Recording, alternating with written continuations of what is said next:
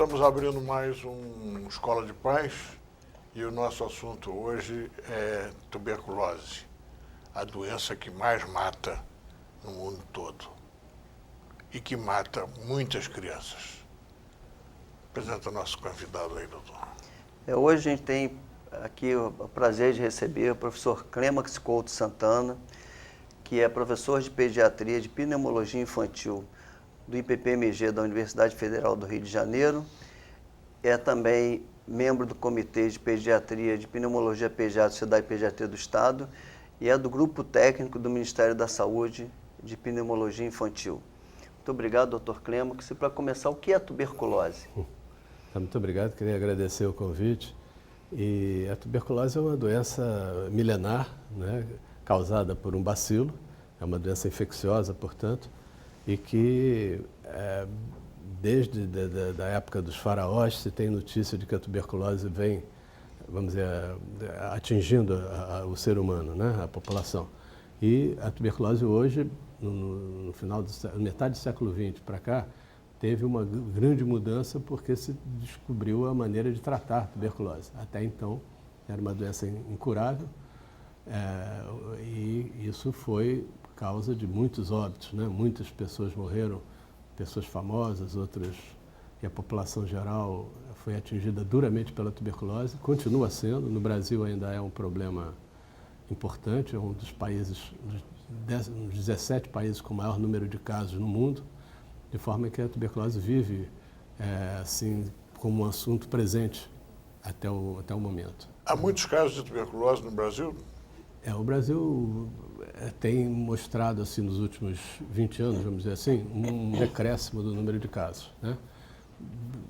Com consequência de vários aspectos, principalmente problemas sociais, econômicos, melhora da condição de vida de alguma parte da população, essa coisa toda. E se estima mais ou menos cerca de 40 mil casos por ano. Então e alguns estados, naturalmente... 40 mil casos em adultos? Em geral. Em geral. Em geral. Quantos em crianças seria mais ou menos 10% desse total. Em vários estados da federação, né? Alguns com mais, outros com menos, mas a estimativa é em torno disso. A incidência de tuberculose é de 40 mil casos por ano.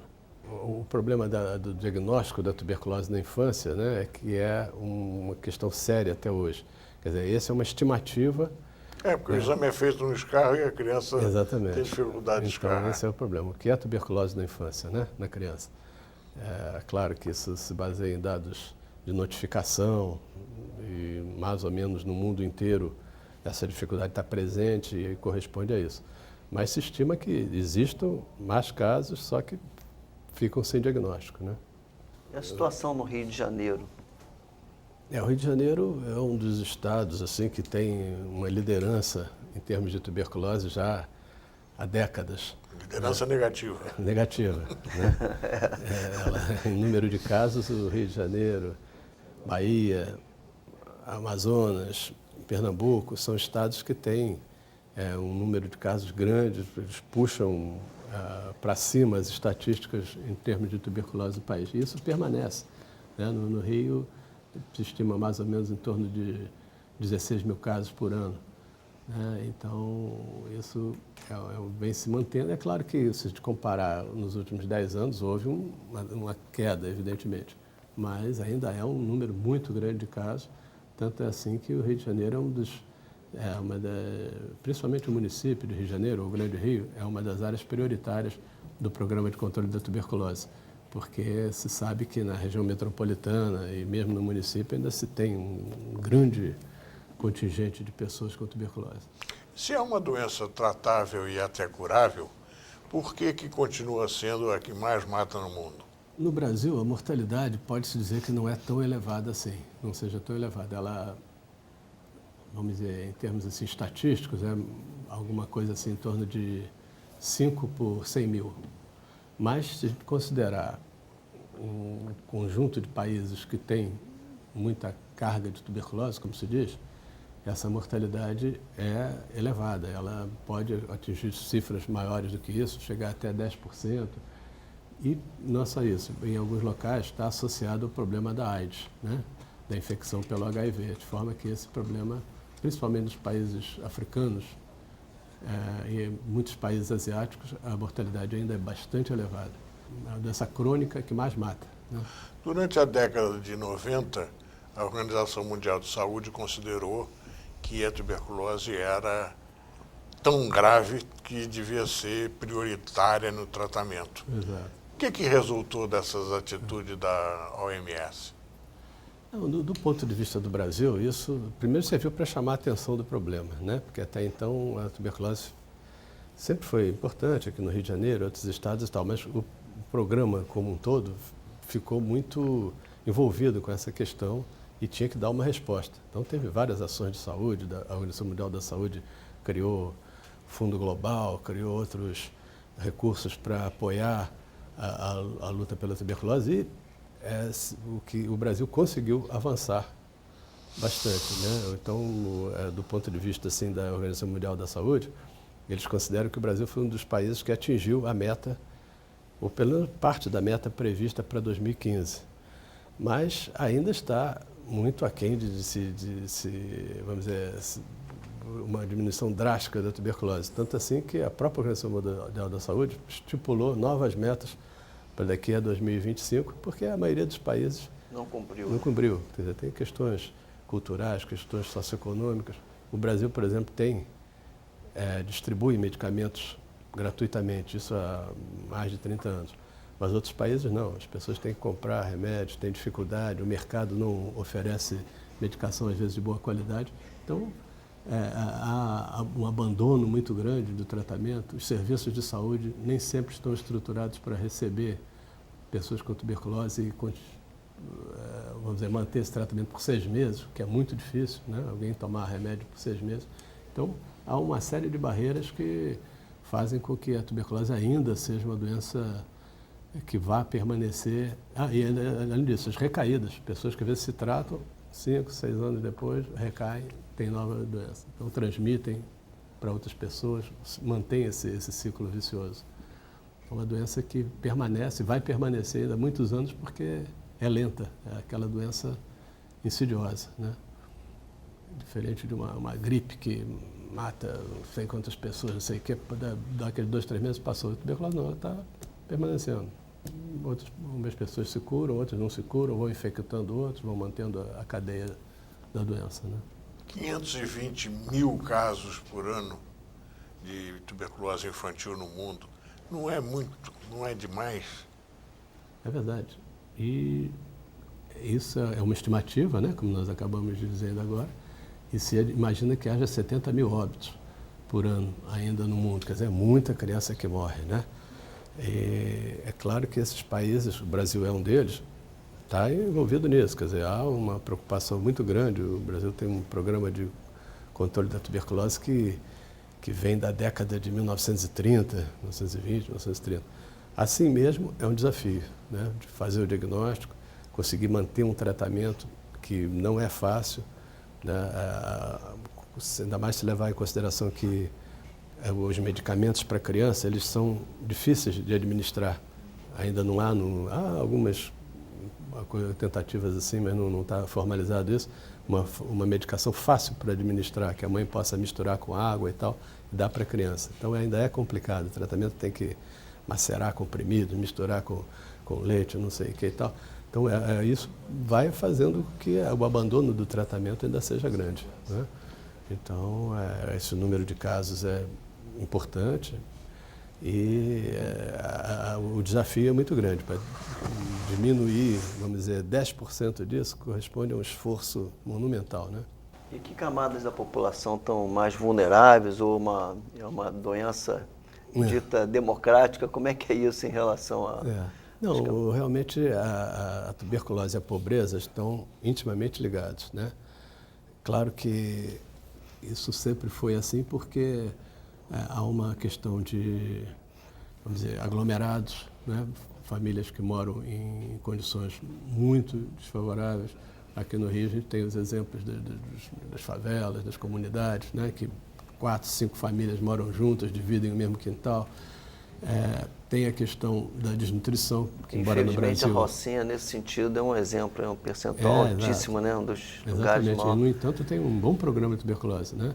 Talvez aqui no Rio, dessas comunidades, a Rocinha que tenha avançado mais e conseguiu um controle bastante razoável do problema lá.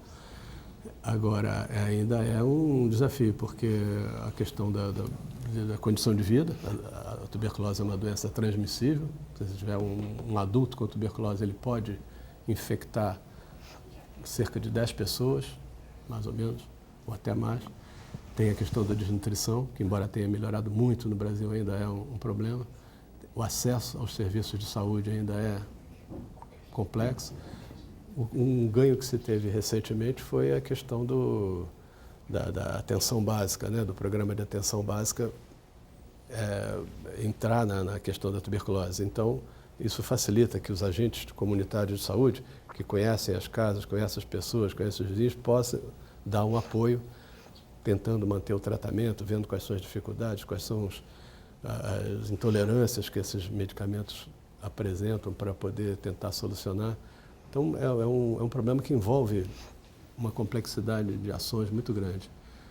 Agora, na Rocinha, por exemplo, que você citou, se conseguiu avançar, né? Ainda tem uma incidência alta, até alguns anos atrás era bastante alta e tende a diminuir, mas assim mesmo é um desafio. E recentemente, ainda não é um problema epidemiológico, vamos dizer, estão surgindo os casos multiresistentes, quer dizer, aqueles indivíduos que têm doença causada por bacilos que não se tem um tratamento ainda muito efetivo.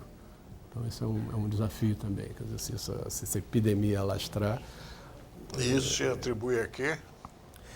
No Brasil, basicamente, é tratamentos incompletos, mal feitos. A pessoa para, não dá continuidade, o bacilo vai se tornando resistente, né?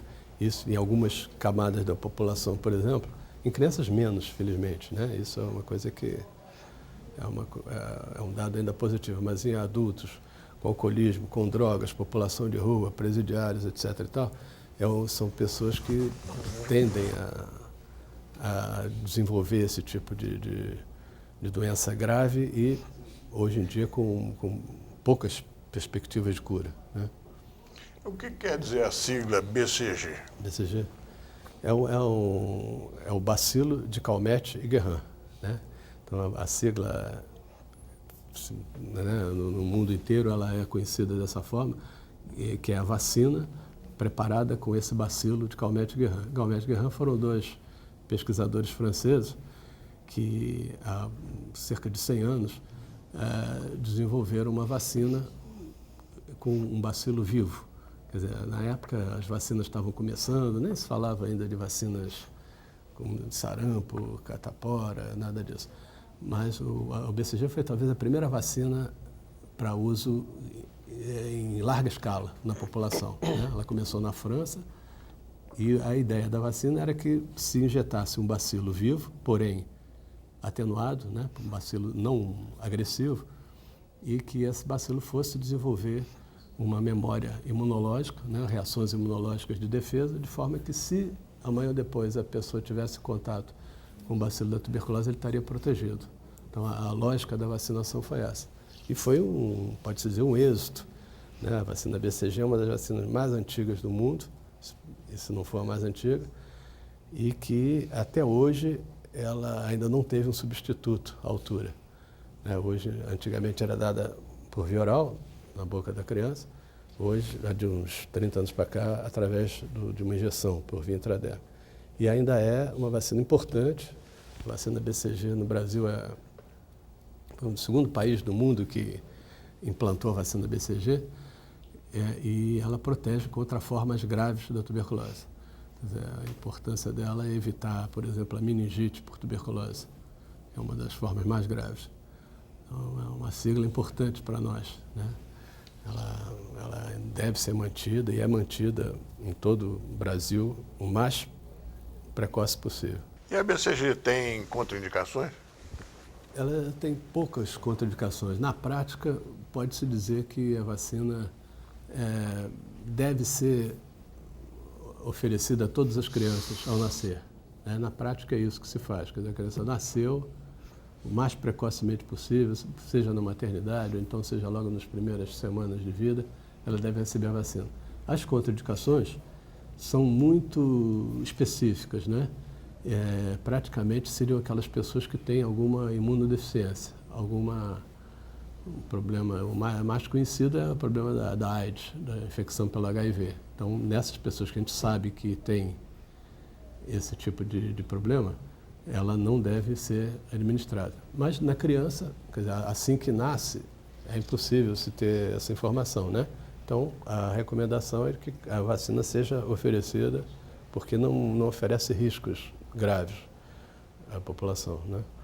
Então, é uma vacina que continua sendo importante até que venha uma outra vacina mais específica, uma vacina na base da engenharia genética, como é que se faz, as chamadas vacinas recombinantes, mas por enquanto não existe, né? Por enquanto, em todo o mundo, a única vacina que se tem para prevenir formas graves de tuberculose é a vacina BCG. E ela provoca reações fortes? Não, o número de reações fortes é muito pequeno. Existem. De modo geral, são reações no local da aplicação da vacina. A vacina, por uma questão de convenção, é aplicada no braço direito da criança. O bebê nasce, se aplica a vacina. Um percentual muito pequeno, quer dizer, isso aí não chega nem a 2% dos casos, pode haver reações locais, formação de uma úlcera, né? É uma vacina muito peculiar, porque ela demora algum tempo até aparecer a cicatriz, pode demorar 2 meses ou mais. Então, nesse espaço de tempo pode haver uma úlcera que não se fecha, pode haver um abscesso no local. Esses casos, felizmente, são raros e quando ocorrem tem que se fazer um tratamento para isso, né? Como é que se manifesta a tuberculose em criança? Bom, a manifestação, assim, na verdade, quando a gente fala em tuberculose, nós estamos falando de várias situações diferentes, né? Uma é a tuberculose pulmonar, que é a mais comum, mais frequente e por isso mesmo é mais difícil de ser diagnosticada, ou pelo menos não é muito simples, como é no adulto. E outras formas de tuberculose, por exemplo, tuberculose em gânglios, né? Tuberculose ganglionar, tuberculose nos ossos, na pele, no olho, por aí vai. Então, praticamente a tuberculose pode acometer qualquer órgão da pessoa. Mas esses casos, assim, às vezes o diagnóstico é mais visível, ou seja, a pessoa aparece com uma lesão de pele que não cicatriza, faz uma biópsia, aparece gânglios no pescoço que não regridem, pode-se fazer uma biópsia. A própria meningite, que é uma forma grave de tuberculose, se fizer uma punção e colher o material, é possível, muitas vezes, fazer o diagnóstico, então é possível. Na forma pulmonar é mais complexa, porque a criança, muitas vezes, não tem sintomas tão evidentes. Ela pode ter febre. Febre é um sintoma comum, mas febre pode aparecer num resfriado, pode aparecer numa pneumonia. Pode ter, frequentemente, como é uma doença de instalação lenta, a criança vai deixando de ganhar peso, ou então vai perdendo peso, o crescimento dela fica afetado. Pode ter sintomas mais evidentes, por exemplo, ter tosse, ter dificuldade para respirar, suor, sudorese noturna. Então, isso são sinais que podem fazer suspeitar. Na prática, o que se tem é o seguinte, que é uma criança que tem uma febre de origem obscura, por exemplo, uma febre que não se sabe qual é a causa. 1 semana, 2 semanas de febre, deve ser investigada. Pode ser um caso de tuberculose. Deve-se fazer uma radiografia. Um dado muito importante, muito simples, é perguntar se tem alguém na família com tuberculose. É questão de conversa. Se tiver, a suspeita aumenta muito, né? Frequentemente se faz um teste, que é o PPD, né, prova tuberculínica, e a radiografia de tórax ajuda muito no sentido de mostrar umas imagens compatíveis e tal. Na prática, o que se vê é que muitas crianças têm pneumonias que são tratadas com antibióticos e tal, e não estão melhorando. Então, após 2 semanas, a criança está sendo tratada, está tomando medicação corretamente, etc. e tal, e não melhora, esse é uma suspeita muito forte de tuberculose. Deve ser investigado e frequentemente se faz o diagnóstico dessa maneira. O Brasil tem um sistema chamado sistema de pontuação, porque não se consegue o bacilo, né? Agora mesmo você estava chamando a atenção disso, que é uma doença que, no caso do adulto, por exemplo, faz um exame de escarro, tosse, expectória e tal, você encontra o bacilo lá. No caso da criança, não é assim. A maioria dos casos não tem bacilos visíveis. E, além do mais, é difícil de uma criança expectorar. Dependendo da idade dela, se for um bebê, é impossível, né? E, então, isso faz com que o Brasil tenha adotado o chamado sistema de pontuação, em que se avalia alguns dados clínicos, se tem febre, se tem tosse, não sei mais o que e tal, avalia se ela tem contato com alguém com tuberculose, se tem uma radiografia compatível, se tem o teste tuberculínico reator e se tem a situação de desnutrição. Então, somando isso tudo, se permite fazer uma alta suspeita para o diagnóstico. O teste é o PPD, né? É o PPD, chamado PPD, que é a chamada prova tuberculínica, né? Que se aplica uma substância no braço da criança e 3 dias depois se faz uma leitura do tamanho da reação. Tem algumas determinadas crianças que estão mais em risco de ter tuberculose? Tem crianças, fora essa questão Sim. da ordem, da questão social e tal, isso é um fator importante, mas outras crianças que estariam mais... É verdade. Eu acho que isso é importante porque, até a gente comentou assim rapidamente, o grande risco é se ela tem contato com alguém com tuberculose, né? Quer dizer, então, como, voltando a dizer, é uma doença que não é passar assim na esquina e você ter contato com alguém, não é aquele que convive com uma pessoa com tuberculose. Então, se a gente sabe que um adulto está com tuberculose, o que se deve fazer é orientar, né? Os serviços de saúde frequentemente fazem isso, mas ainda há muita dificuldade, orientar que investigue as crianças, né? Aquela criança que está ali, permanece algumas horas do dia, às vezes em ambiente fechado, a pessoa está tossindo dentro de casa, está transmitindo o bacilo. Então, esse é o grupo preferencial, são aquelas crianças, principalmente com menores de 5 anos, que convivem com um adulto com tuberculose. E, claro que outros grupos, mas aí já é uma coisa menos importante. São crianças, por exemplo, que fazem tratamentos para câncer, né, para oncologia, tratamentos anti-inflamatórios, com corticoide, que isso baixa a resistência da criança. Mas o grande grupo, que esse é que é o que a gente tem que chamar a atenção, porque ainda não é só no Brasil, estamos falando do Brasil porque nós estamos no Brasil, mas não é isso. Isso em todo o mundo, há um grande problema que são os contatos, ou seja, investigar os contatos de um adulto com tuberculose. Nem sempre isso é fácil, nem sempre isso é feito, e além do mais, muitas vezes a pessoa que está com tuberculose não sabe que está, né? Ele está tossindo dentro de casa, acha que é porque ele fumou e tal, está resfriado. Enquanto isso, vai transmitindo, né? Até que um dia ele tem algum problema, é diagnosticado. Ou o inverso, a criança é diagnosticada primeiro, quem é que tem contato? Ah, é fulano, é meu tio que está em casa tossindo, não sei o que e tal. Então se descobre muitas vezes a fonte de contágio, quer dizer, a pessoa, o adulto com tuberculose que está passando despercebido. Então esse grupo é o grupo prioritário. Se a gente sabe que na casa tem um adulto, às vezes nem é pai, nem mãe, nem nada, não, porque como eu disse, esses grupos familiares são muito amplos, né? Às vezes tem um vizinho está com tuberculose, mas a criança fica lá uma boa parte do dia, está brincando com os outros e tal. Então, esse deve ser investigado, né? Qual é o alerta que podes fazer aos pais e o que eles devem observar na criança? Exato.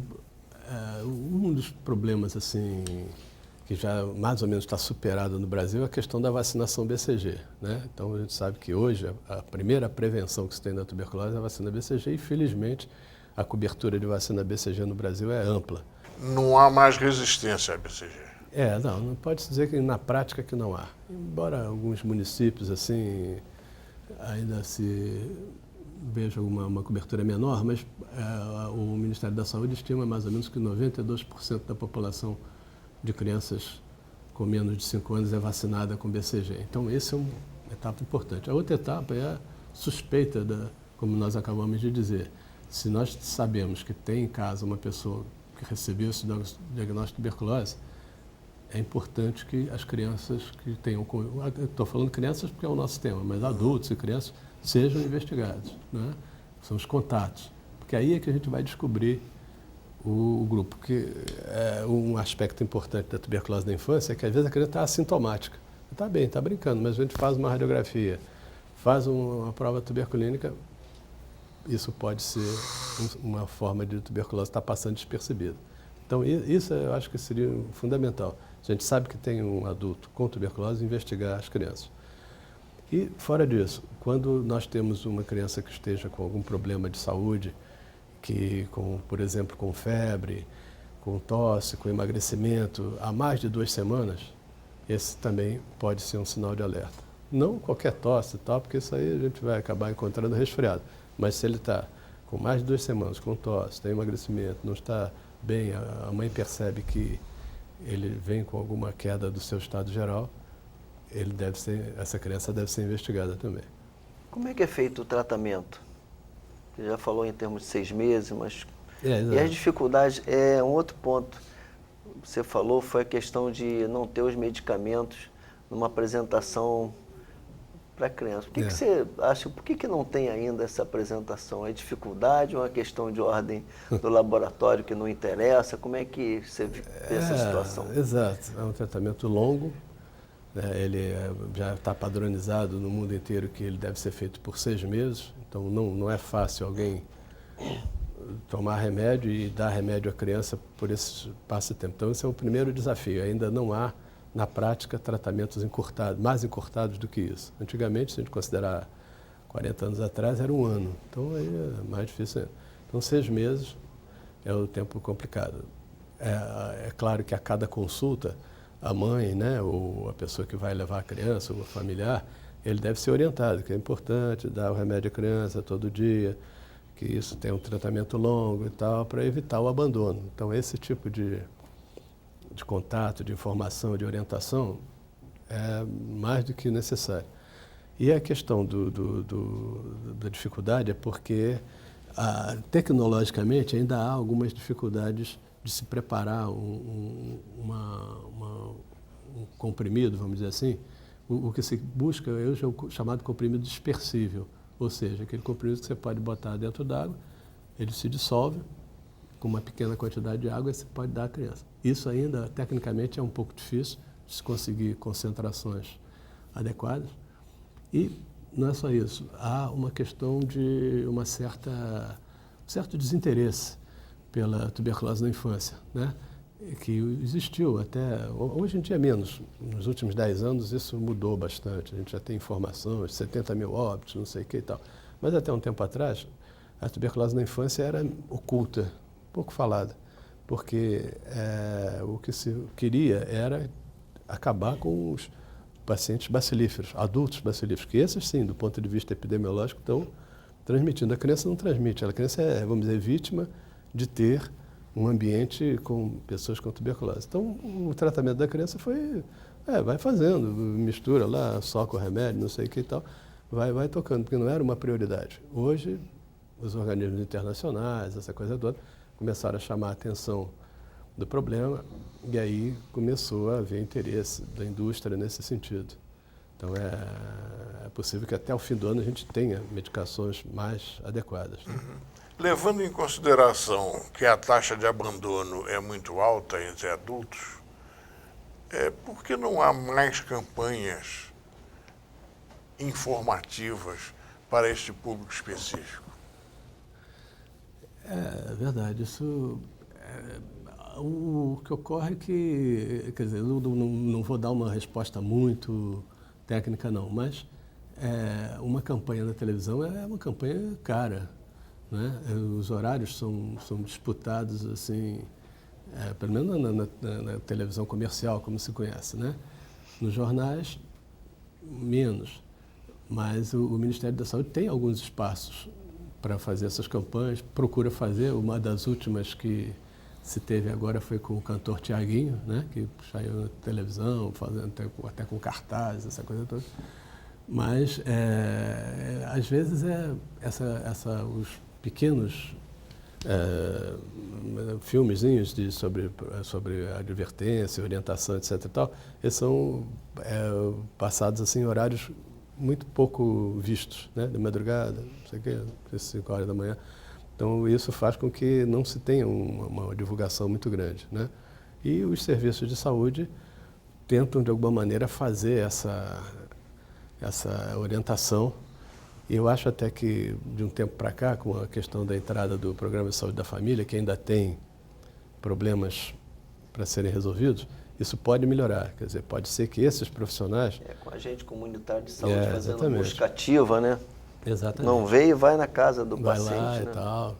Isso é uma perspectiva, né? Mas precisa mesmo um esforço grande. Isso aí é verdade. Tem que esforçar. Não é fácil, não. Tudo que depende de convencimento, de mudança de atitude, é complicado. A coisa mais difícil é mudar de atitude. É atitude, né? Você tomar remédio 6 meses, é muito difícil. Né? Quando você tem que tomar um antibiótico aí 1 semana, já é aquele, esqueci o horário, não sei o quê. Então, qualquer doença crônica tem isso da tuberculose, diabetes, seja lá o que for, é complicado para a pessoa seguir um tratamento, né? Há algum aspecto importante que a gente não tenha abordado? Eu acho que a gente deu um passeio assim, grande aí pelo tema, né? Tenho a impressão que nos pontos principais falamos, essa ideia do controle dos contatos é que eu acho que é um ponto importante, quer dizer, investigar, porque é ali que a gente vai, de fato, descobrir. Se você tem um adulto em casa com tuberculose confirmada ou suspeita, deve-se investigar as crianças. Elas provavelmente devem ser, vamos dizer, orientadas a algum tipo de tratamento, porque nós não falamos aqui, talvez seja esse um outro aspecto, é a prevenção, né? Nós falamos da criança doente, que tem que ser tratada, tomar remédio, sei o que e tal. Mas tem um grupo de crianças que pode ser prevenido. A criança está bem, está sadia, não tem doença ativa, mas tem um teste reator. Quer dizer, então ela convive com um adulto com tuberculose e se sabe pelo teste que ela deve ter sido contaminada. Então, nesse grupo de crianças, se faz um tratamento preventivo, que já foi chamado também de quimioprofilaxia. Isso é um tratamento também importante, com um medicamento só, por 6 meses, o que também não é fácil, né?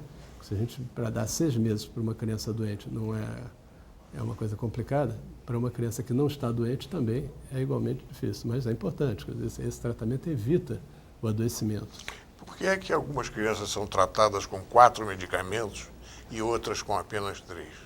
É verdade, lembrou bem. Isso aí foi uma mudança relativamente recente, de 2010, quando as normas nacionais foram revistas, saiu um documento nesse sentido, que está sendo revisto novamente para sair em 2015, e que se estabeleceu uma divisão. Ou seja, até 10 anos de idade, a criança propriamente dita, é tratada com 3 medicamentos. Isso já é feito no Brasil há mais de 30 anos. A partir dos 10 anos, ele é tratado com 4 medicamentos, porque já se aproxima da forma de tuberculose do adulto. Ou seja, a partir de 10 anos nós já temos os adolescentes, e os adolescentes podem ter uma forma de tuberculose que transmite. Então, é uma forma mais grave, vamos dizer assim, com mais bacilos. E, portanto, esses devem receber 4 medicamentos, para evitar que venha a ocorrer uma resistência aos medicamentos. Então, isso aí usando 4, você tem uma chance maior de ter um êxito no tratamento do que se usar 3. Mas na criança, até 10 anos, o uso de 3 medicamentos é seguro. Não oferece risco para a criança nem para a transmissão da doença, né? Queremos agradecer a participação do professor Clemax Couto Santana e estamos encerrando aqui mais um Escola de Paz, prometendo voltar semana que vem. Muito obrigado.